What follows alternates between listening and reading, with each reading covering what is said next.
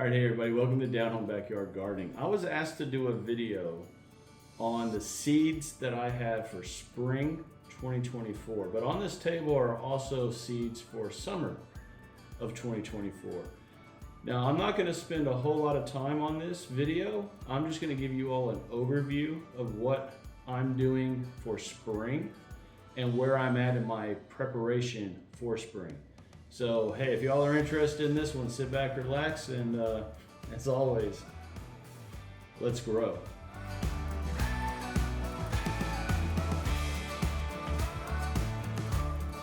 Okay, so as y'all can see, there's pretty much everything on here. We got peppers, tomatoes, eggplants, carrots, a lot of flowers also. Beans, corn, just a whole lot of stuff. Okay, so I've never done a video like this where I go over the seeds that I've ordered for a specific season. This is a first for me, so we're gonna do this one together and see how it goes. Right off the bat, as you notice, everything for the most part, 90% of the seeds on this table are from Baker Creek, right here. This is the 2024 whole seed catalog from Baker Creek that I got in, I believe, the beginning of December. Might have been the very end of November, but y'all, if you all like seeds, if this is something that you're passionate about, I'm a seed nerd, I'm a gardening nerd, and I'm proud of it. But this book right here is like Christmas for me. Every year I read it cover to cover. I go through, I figure out what I want. I think of the plants that I want to focus on for the next season, and then I order. So right off the bat right now, if you all have not ordered your seeds for spring, y'all are behind the curve. Y'all need to start ordering them. Now, of course, this depends on where you are in the country or in the world, when your last expected frost dates are and all that specific to your area. But for me in zone 9A here north of Houston in Spring, Texas, my last expected frost date is March 1st. So March 1st is when I will start transplanting stuff into the ground that I already have going. Now, I started my seeds December 15th, very early. And that's because I want to have a jump start on spring. I want my plants tall, I want them big, and I want them in the ground as soon as I can, being viable plants ready to rock and roll. And that's why I started really early. But this represents the majority of the seeds that I will be doing this year, or the plants that I will be planting this year. Now, a few videos ago, I mentioned that I am focusing heavy on the NightShade family for spring. That's peppers, eggplants, and tomatoes. Of course, tomatoes. So why don't we just start with the tomatoes? Mortgage lifter tomato, white tomato, some beefcakes. This was one of my favorite ones from last year, Dad's Sunset. Just a beautiful tomato. This one I'm really excited to see. It just looks like just beautiful. And then on down the road, this looks like a beautiful tomato too. And then I grew one of these orange accordions last year. I was very, very excited about that one. And the other tomato that I have growing is this year's single seed challenge tomato plant, and that is the Berkley tie-dye. I don't have that one out here, but I'll put a copy, but I'll put it up right here so y'all can see that tomato. It looks like a beautiful tomato, and that is specifically for the single seed challenge this year, 2024. I'll put a link to that video right here if y'all want to go check out and just see what the single seed challenge is all about, in case you don't know. But these are my tomatoes. At least these are my indeterminate tomatoes that will go in my indeterminate tomato bed that I built with the trellis and everything, because these tomatoes will vine and just grow and grow and grow. So these I already have planted. In fact, I just up-potted all of these tomatoes here a few days ago, and they're already starting to show massive changes in their growth pattern from up-potting. So for the tomato game, that's what I'm doing. I'm already off to the races on those. Now let's jump to peppers, because the pepper game this year, I'm really trying to go all in. My plan is to have 2 or 3 beds out there, strictly peppers, nothing else. other than companion plants with the peppers to help keep away negative pests and to bring in the beneficial insects. But I'm going really, really heavy on peppers, and this one right here is being planted. This one right here, I planted a bunch of these for a young man in my ex-wife's class named Logan. These pepper plants over there have really taken off already. So I'm excited for those. Got some beautiful peppers in here. I can't wait to see that one grow. A lot of peppers. And in fact, I don't even have all of these in the seed trays yet because I don't have room. But a lot of peppers for sure will be going out there in the garden. And a lot of jalapenos. I'm going to try to do a lot with jalapenos this year. Different jalapenos, different size jalapenos, things of that nature. Now, I do have 2 Carolina Reaper plants out there in the garden right now. I have no clue if they survived the freeze that we had a couple weeks ago. They didn't do anything last year. So if they don't produce in spring this year, I'm pulling them, getting rid of them, and we'll just move on. I am thinking about trying to grow some of the really, really super hot peppers. I just haven't decided if I want to or not. So if you all think I should, any of your comments or thoughts, please drop them down in the comments. If there's a specific plant that you would like for me to try to grow or do a video on, please drop those in the comments also. I will research them and address those comments as they come in. Moving over to the eggplants. I want to say 9 different eggplants in the seed trays, on the heat mats, under the grow lights. And I'll just go through the ones that I have. This is one of them, and that is a big eggplant. This one I really want to see grow. It didn't do very well last year, but this year I'm going to really try hard to grow some eggplants. This beautiful long purple eggplant there. The Rosita grew really well last year. I didn't get any of these to grow last year.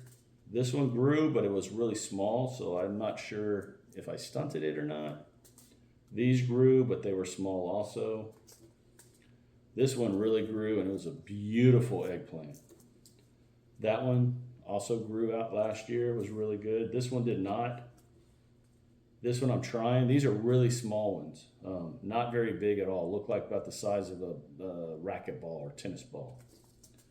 That to me is just a beautiful white eggplant. And I grew white eggplants 2 years ago, and they were so good in the oven. Like a little bit of oil, salt and pepper, roast it, pull it out. Y'all, woohoo. So I really, really hope these grow this year. And then both of these, I mean, look at that. That's a blue eggplant. If that thing grows, y'all, I'm going to just blow it up all over my social medias. Facebook, Instagram, TikTok, and of course, YouTube. And then the Rosita, which this might be in here twice, but really good eggplant. So a lot of eggplants are going in. In fact, they're already over there growing, like I just said. We've got carrots out there, 6 different types of carrots that survived the freeze and are rocking and rolling in the backyard right now. We're gonna do peas and beans again. These Red Ripper cow peas last year, y'all grew like crazy. So I'm going to trellis these and these dragon tongues. Oh, these are bush beans, aren't they? I'm gonna grow these, the Chinese long red beans that I don't have out here, and a few other ones up the big trellis on the side of the house right over there. And then I'm also going to do, if you see, there's a lot of flowers on here. I am going heavy on flowers, along with the basils, which y'all know I'm big on planting basil, growing basil. Just have basil in your backyard everywhere. So a lot of basils out there, a lot of dills, a lot of zinnias, marigolds. Look, another type of zinnia, just a beautiful one right there. Just lots and lots of flowers this year. I really want to focus on flowers, thyme, to bring in beneficial insects like parasitic wasps to help keep army worms and aphids and those kind of things away. And I have not touched on my squashes yet. Now, I've had some and I'm also going to try to grow some corn. Again, I'm going to try it one more time. If it doesn't grow this year, I'm just going to 86 the corn until I can move to another home where I can really dedicate an area for corn. Or if someone has an idea of how you all grow corn. I have a friend who says, hey, grow it in grow bags. I don't have grow bags, but I'm not opposed to it. Also, this one will always be grown in this backyard. Y'all, the Kahari melon, so good, so good. And this was featured a lot last year back there. Grew like crazy. But the squashes. Now at the end of fall, beginning of fall, end of summer last year, I was very adamant that I am not growing any squashes or zucchinis in the spring. I deal way too much with vine borers, and they just don't produce back here. I don't know why. But I am going to grow scallop squashes. I am determined to crack the code on growing scallop squashes this year, at least this spring. So I'm going to grow 3 or 4 plants. I'm going to have them in a very specific area, surrounded by mothball water jugs to ensure that the vine borer moths stay away. And then I'm also going to plant a trap crop on the other side of the garden to attract the bad insects to those crops and to keep them away from my squash. And I am going to show this throughout the spring, whether it works or doesn't work. I'm going to show everything, as you all know. And then if that does work though, I am going to 100% grow a lot of squash in the fall and more trap crop in another area again. So I'm not focused a lot on the squashes. I mean, I have them all here. This one looks just so pretty, very unique and different. I definitely want to grow that, but the scallop squash is what I'm going to focus on. In fact, I'm going to be planting these inside here in a couple days and get them going also. The wrapping cotty zucchini, I will always grow here because as you can see, I can definitely grow this one. And I have just some other, like this little tiny lemon squash I might try, probably in the fall. That one is just a beautiful, weird looking squash. Hopefully I can get that to grow. But, oh, and this one I am definitely trying. Look at that thing, y'all. I get that going up the trellis out there, and it's, who knows, 3-foot squash. Pretty cool. Pretty cool. This red curry squash down the road, I will get going. Okay, everyone, so that's what I'm growing here in spring, summer, and then I just showed you some of the stuff for fall. But the okras will be huge in summer. Y'all know I grow a lot of okra out there. I'm excited to grow the okras. I need to order some more. And in fact, I have a lot of okra seed pods that I have kept to try transplanting these plants into the ground instead of ordering. So if that works, I will obviously show what I did. I didn't do much for the okra pods. I'm gonna keep it real honest. I threw them in the windowsill over there and they've been sitting there for 5 months. Yeah, so. Okay, everyone, so that's it. If y'all have any suggestions on plants or crops or anything that I should grow, or you advise me to grow, or you want to see me grow, please drop them in the comments below. I will research and I will answer those comments as they come in.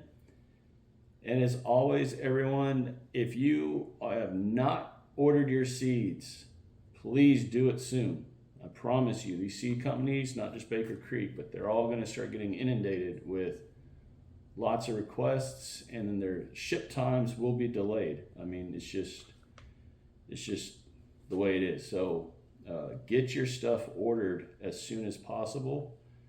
And if you haven't got them on the grow light, why do I always say that? If you haven't got them on the heat mats under the grow lights yet, and you haven't started your seeds, I know a lot of people wait, and I know everyone says, 6 to 8 weeks prior to the last frost date. Y'all, if you have the room and you have the time and you have the patience and the desire to grow these starts huge before you get them in the ground, start them as soon as you can.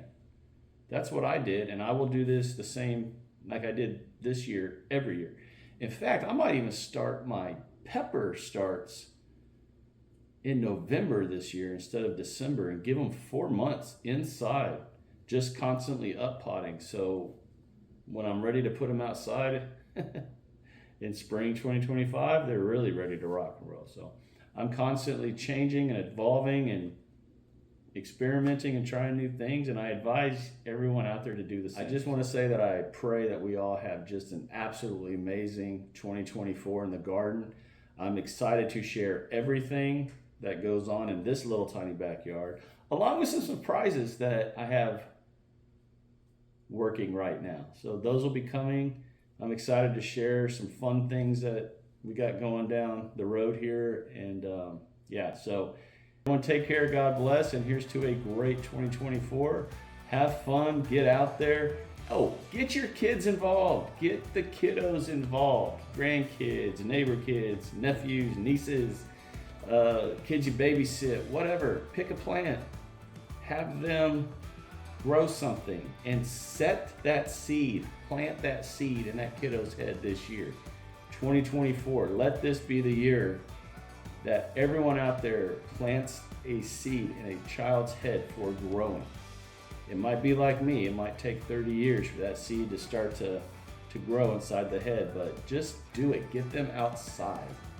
Y'all know how much I love getting kids involved in gardening. So I'll let everyone go. Take care. God bless. Talk to y'all again real soon.